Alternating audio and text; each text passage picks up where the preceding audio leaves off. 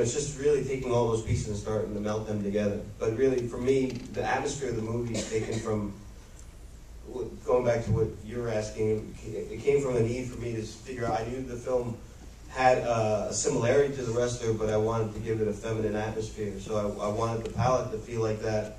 I also wanted the quality of the light to feel like that, but I also wanted I knew the camera would have to move in 360 degrees, so the challenge was, how do I create a feminine atmosphere that is naturalistic and still attractive? And, just taking everything into account, one section at a time, and then putting it all in the pot, and then Andy finally cooks it. All right, final question, so right there in the middle. You have a history of using very surrealistic symbolism, from like refrigerators chasing old ladies to like pretty much most of what happened. There's nothing symbolic about that.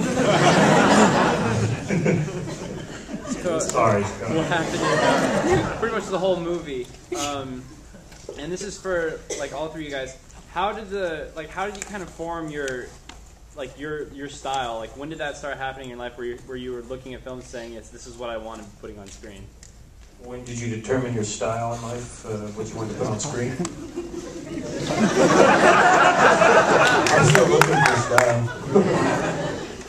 I think, every film has its own visual language, and that's kind of been how we were trained, and our approach is that every film deserves its own grammar, and that comes out of what the story is. And then you try to figure out a language that will best tell that story.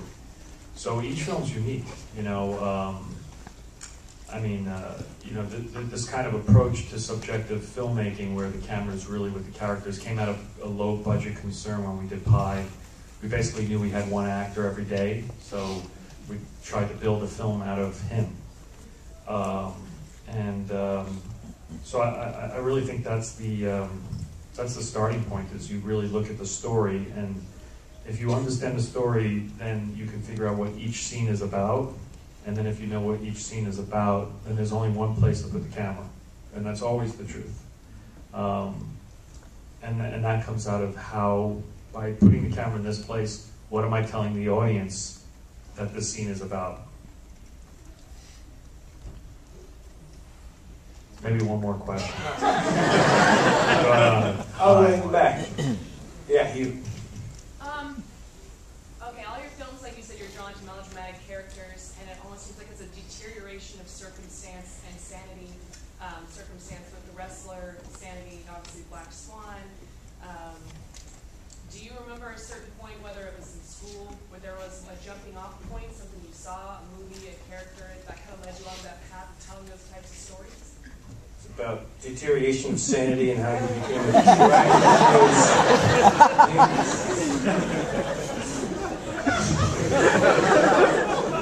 I don't know. That's a good question. No, there wasn't a turning point in my life that was like, oh, now I know what I'm going to spend the next 15 years of my life making movies about. No, it just comes out. I don't know where it comes from and why I'm attracted to these certain types of characters. I don't know. I think that we all go to the movies to see,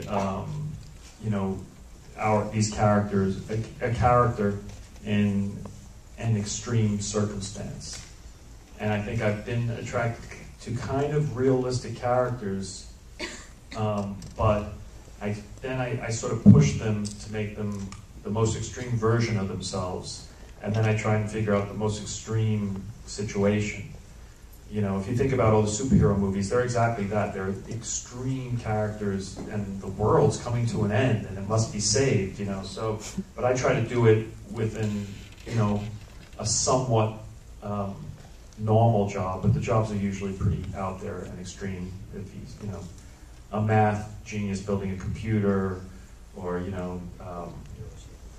neuroscientist, I don't know how it ends up there, but I don't know, I guess it's a matter of taste and where my taste goes and where my gut takes me, so it just comes out that way. You just mentioned superhero, you're about to do Wolverine, is that true?